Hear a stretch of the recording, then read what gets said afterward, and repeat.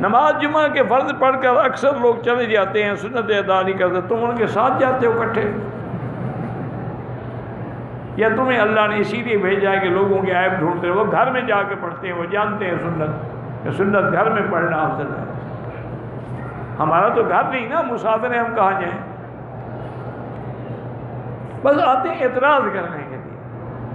عربی کی داڑھی چھوٹی ہے، اس کا قمیص لمبا ہے، او بھئی ہم نے عربی کا کلمہ پڑھا ہے، حضور پاک کا کلمہ پڑھا ہے۔ انڈیا میں تبلیغ کے کام میں دو حصے ہو گئے ہیں، یہ دو جماعتیں ہیں۔ بھئی سب جماعتیں ٹھیک ہے، دونوں ٹھیک ہے، جس کے ساتھ بھی رہو وہ بات تو دین کی کرتے ہوں گے نا، باقی مجھے تفصیل کا کوئی پتہ نہیں کہ وہ کیا کہتے ہیں یا وہ کیا کہتے ہیں۔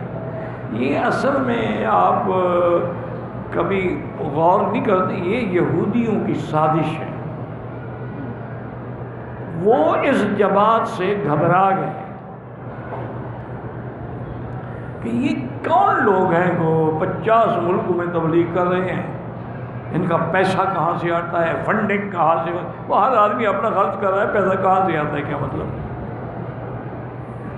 یا تو 1 کروڑ کا آدمی کا پیسہ جو ہے نا، وہ ایک پارٹی، وہ تو ہر آدمی اپنے خرچ کرتا ہے، کھانا کھاتے تو چندہ کر کے پیسے جمع کرتے ہیں، اس میں کیا خرچ ہونا ہے؟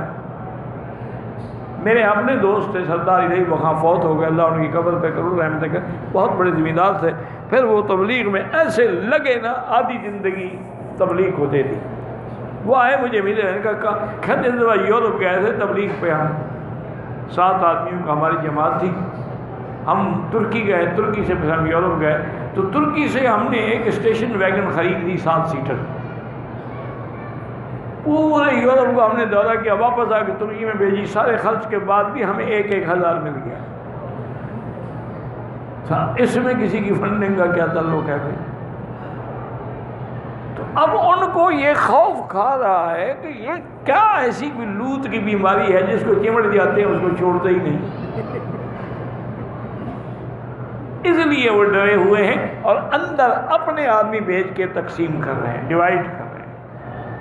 ختم نبوت کو 2 ٹکڑے کیا، دارالعلوم دیوبند کو 2 ٹکڑے کیا، تنظیم اہل سنت کو 2 ٹکڑے کیا، ایک یہ جماعت بچی ہوئی تھی، اب ان کو بھی انہوں نے 2 ٹکڑے کیا۔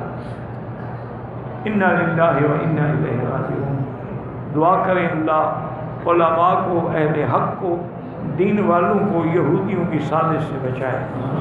آج کل خاص طور پہ تہجد میں مکہ مدینہ کے لیے اور پاکستان کے لیے دعا کیا کریں۔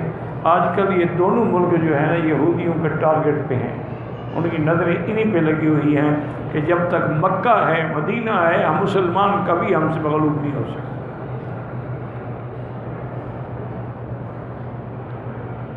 یہ سب کچھ برداشت کر سکتے ہیں، مکہ مدینے کی توہین برداشت نہیں کر سکتے۔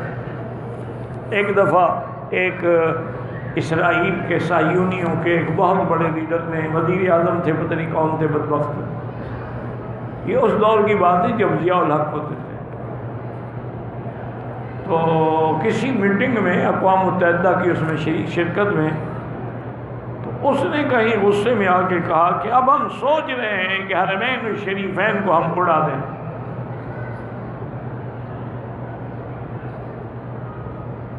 ضیاء الحق مرحوم کچھ بھی ہو تھا وہ دین والا آدمی، پتہ نہیں اس نے کام کیسے کیے، اچھے کیے یا برے مجھے پتہ نہیں ہے، لیکن نمازی پکا تھا، تہجد گزار، شب بیدار تھی، اس سے برداشت نہ ہوا، وہ کھڑا ہو گیا اسی وقت اور نے کہا مسٹر آپ مکے مدینے کو اڑا کیا دیں گے، جس دن بری نظر ڈالیں گے تیرا ملک بھی نہیں ہوگا، ہم نے بھی K2 کی چوٹی پہ میزائل سیٹ کیے ہوئے ہیں، وہیں سے بیٹھے بیٹھے تمہیں اڑا ڈالیں گے۔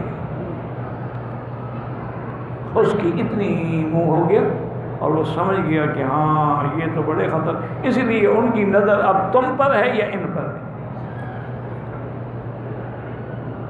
اسی لیے وہاں بھی دیکھ لیں جتنی دینی جماعتیں سب کو تقسیم کر دی، یہ ان کی پرانی چال ہے۔ بس دعا کرو اللہ حرمین الشریفین اور بلد الامین کو اور ان کی قیادت کو اور ان کی سیادت کو قیامت تک ہر فتنہ سے محفوظ رکھے اور اللہ پاکستان کی حفاظت فرمائے۔ وہاں کے دین والوں کی حفاظت فرمائے۔